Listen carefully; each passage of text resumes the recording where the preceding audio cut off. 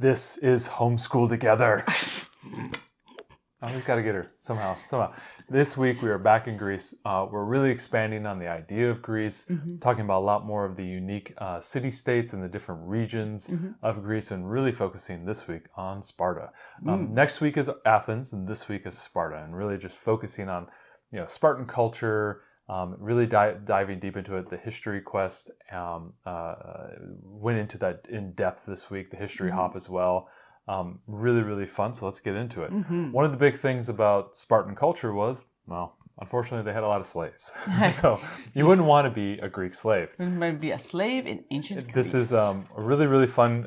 It gets kind of dark. It shows how their whole lives are essentially they're enslaved and they're difficult and it's hard and it's really, really frustrating. But I think that's what's great about this series, this whole scholastic series. It focuses on mostly the everyday people. I mean, there is you wouldn't want to be Cleopatra. There's a couple of famous ones, but usually it focuses on the people who built the pyramids, the people who built the Great Wall of China. It's kind of sad. There was a scene where she was the mom was sold and the parents and family went one way, and then at the very end on her. The end of her life, she's wondering, well, I wonder what their lives were like. And so my daughter's like, I wouldn't want to be a slave in ancient Greece. I go, well, that's the whole point of the book. Right. I think it gives a real appreciation though for the little people, right? And the people that built these great things. And so especially Spartans, they had a huge amount of slaves. They're called the Helots, if I'm right. So it was deeply ingrained within their culture. And so it was a good mixture of talking about the everyday man and woman as we compare with some of these really, really cool things that we talk about Sparta. We always have to cast things in the right light. So right, and this is the only series that I think that we've found since we started Ancient Civilizations that really focuses on kind of those folks at the bottom. So this is a great series if you haven't checked it out. It's a little cheeky. There's a little sarcasm and things in here, but overall, lots of great information. Absolutely. We always love to talk about Usborne Great History Search. We've talked about this before, but this isn't a book that comes up every week because it only hops certain time periods. So this was at the Market and Agora. We just wanted to highlight that. Go back to this for Ancient Greece because there is an Ancient Greece page here. The page right here. We just wanted to highlight, if you've got this one, it's great. They have a bunch of different history search books, but we've highlighted it before, but we wanted to let you know, go back to it. If you'd love a little bit more in-depth, so if you're doing the Usborne History Encyclopedia book. Yeah, Encyclopedia of World History, which is a spine, is fabulous. It's fabulous. A lot of times it's just 2 pages, and you're like, I wish there was a little bit more.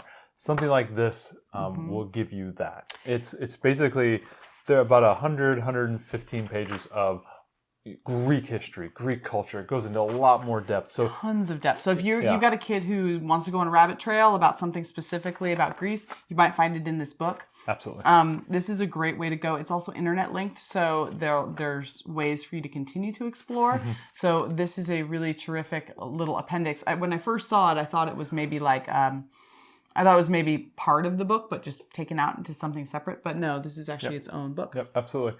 See Inside Ancient Greece, another Usborne flat book. So this is great for if you have the youngins that are. We love the lift the flaps. Yes, we love the lift the flaps. Look how cool these are, and then they've got the flaps, and they're really great. And you know what's cool about some of these? Like this is a great example. This is not 2 minutes of reading. You're going to spend some time on this, and you're going to definitely investigate this, and there's a lot of writing and stuff that some of the lift the flap books can be kind of thin, That's true. But these Usborne ones are not. So if you have a chance to pick up one of these or to check it out from the library, I don't know if this would be a library thing. I don't think that they have them at the library, but you can find them online. I bought these copies used, and they came great. So I remember when I was in the UK briefly for work when we were over in Ireland, what I went and picked up was lift the flap books for both of the kids because they loved them that much that they were the souvenir I was bringing home. So if you haven't gotten one of these, pick one to start with, and then you'll be hooked. Absolutely. As always, on brand, Homeschool Together, Eyewitness Books, Ancient Greece.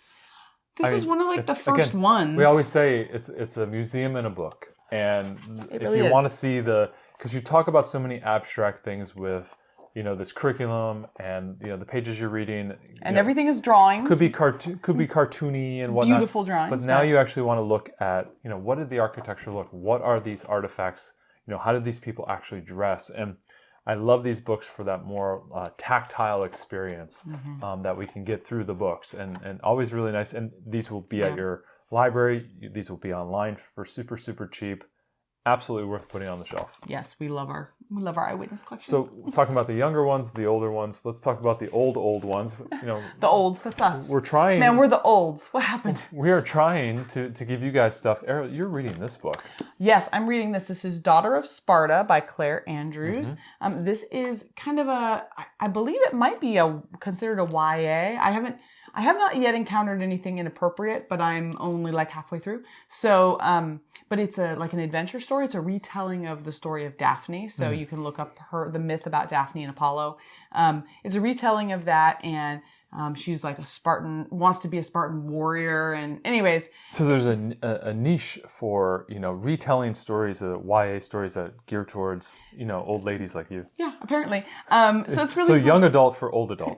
It's really fun because it's all very like female centric, and she does all kinds of great stuff, and so it's really lots of action and adventure, and I've been really enjoying it. So if you want to check this one out, Daughter of Sparta, recommend it. Absolutely. So for the guys out there, or the ladies, digital abs sometimes, but before we get into the movie recommendation, which may be related to this one, Frank Miller's 300, great for young boy, middle schooler. There's a lot of violence, a little bit of sexuality in here, so do mind. But this was the basis of the movie that a lot of us have all seen. Wonderful, absolutely. Every picture is a painting. It's just gorgeous. Love it. It's a beautiful book. It's a beautiful book, especially if you've got a high schooler. Frank Miller, obviously his artwork is just timeless. It's wonderful, beautiful, great story. Tells you the whole story there. Absolutely worth getting. Battle of Thermopylae. Yes, right? Yep. Battle of Thermopylae. 300 Spartans banging it out with the Persians. This is a great pickup. If you want to go a little bit older, Stephen Pressfield wrote The Gates of Fire, which is essentially what you're talking about. Is a novelization of that event, as if it were real. And it's it's a pretty good book, about 300 or 400 pages long. Obviously, something you would take about a little bit of time to read. But if you have a husband who wants to kind of go along with it, or a wife, I know. If a lady wants to read about some guys banging swords and stuff, you can do this as well. I know. Phrasing. So Gates of Fire. Gates of Fire, people. Recommended. Recommended. Now, I know the ladies want to watch the Digital Abs. It's Gerard Butler. Butler, before he became. So there's 300, and then there's the second 300 Rise of Empires. Right, which is the sea battle. Which is the sea battle. If you remember back when we were studying the Persians, we talked about the Battle of Thermopylae and the Battle of Salamis, which is the great naval battle, which was part of the History Quest reading. I believe that is the follow-up. I have actually never seen the follow-up one. Had a low tomato rating. I'm kind of a tomato rating snob. This one is... I don't know. We were talking about watching it if we had some time kicking around over the holidays. We might go ahead and check that out too. But if you haven't watched 300, of course, Digital Labs. Again, not for kids. Not for kids. Not for kids. But what is for kids? Hercules, which the girls watched. Right. Disney's Hercules. You mean Honkules. Honkules. So actually, I think they've watched it twice now since we started studying Greece. They watched it at home, and then we had a long car ride, and they watched it again. Right.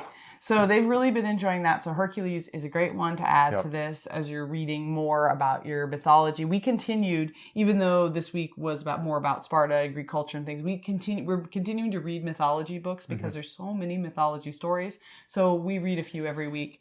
So if you're doing that, then Hercules, you read the stories and then watch the movie. And at the same time, we're still staying with the Mary Pope Osborne Odyssey book. So we're moving through that. We're on to the second one now. So absolutely. All right. Yeah, we studied Sparta. We did art. We did art, guys. Are you prepared? Okay, let's Ariel. You maybe saw it in the thing. In the card. Yeah, so we did we started studying cardboard business here. So my daughter was interested in the 300 stuff, so I showed her some stuff. One of the children in time was Leonidas. In that book that we've recommended in the past was Leonidas. She's like, oh, who's Leonidas? I go, oh, well, let me tell you. Yes. He was the king of Sparta during the 300 Battle of Thermopylae. She's like, really? So we started talking about the Greek hoplites. And what is the hoplites? Oh, they had shields, and they had swords, and they had long pikes. And so she's like, really? Can we start making stuff? And, our house is absolutely avalanche of Amazon boxes right now. This So point. we have to redo them. So Mr. Matt made a nice little shield Yeah, here. this was- Copied off of some Etsy thing I Googled. It's not bad. I mean, for cardboard, I think not too shabby. The fact that this one is still standing, the little one even made one. Yeah. I don't even know how it's still in one piece. She went hog wild on this thing. She Really enjoyed it. This was really her dug it. son, and then we also did a nice little sword. Right, which no one hit anybody with in our house. I mean, no one at Nobody. no time. No, this is the floppy pizza thing here. At But no time was it taken away. this has been put up on top of the This has fridge. been well used and well loved. Two girls going at it, doing that thing. Anyway, so we had a great time. It was fun. We watched some videos on hoplites. There's some really great reenactors, and I'll give that link to you for you Mm-hmm. to share. Really great reenacting of like how did they suit up for battle. They had a slave that came along with them to help them course suit they up. did. Of course they did. They had pitched their tents and they actually got together. So it was a real life, actors. Kind of the reenactment actors. You kind of get that with like Civil War or World War One. There's a lot of these reenactment people. Well, these guys are reenactors who are hoplites and Very cool. Learning about hoplites, learning about formations. We watched a couple of videos on it, and that kind of led us into our sword and shield play. Right, and also if you watched our last, I don't know how many videos it was. There's a great book called The Battles That Changed History, and there is a whole one on the Battle of Thermopylae in there too. Which, if you want to kind of geek out on battle tactics and stuff, and our kids our older daughter is really enjoying like formations and stuff and learning about the strategies that they used. So that's a really great book, and I'll include a link in the show notes so you can look at that. And if you go on YouTube, you can pull up a few scenes from 300.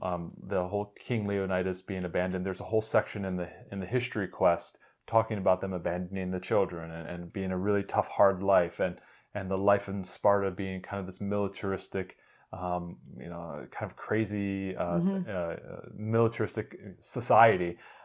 There's a scene in that movie where the young boy is sent out into the wilderness and it's Leonidas and he has to battle the wolf. It's a little intense, but it's kind of a cool scene, and they're free on YouTube, so you can dial those up. Yeah, I mean, you can look at it. You can watch a couple of scenes, pre-watch them just to make sure that they're okay for your kids. There's a nice TED Ed video that's recommended in the curriculum as well, talking about Sparta and the nature of their civilization and why they were so important, why they were so ferocious fighters and whatnot. So really, really big Sparta week this week, and I had a lot of fun. I reread 300. It was really cool, and then we watched a lot of clips and videos. So a lot of recommendations here for you this week to really just kind of expand on that idea of Sparta. Next week, we're going into Athens and starting to talk about more of what Athens brought to society outside of Sparta. So we'll see you guys next week.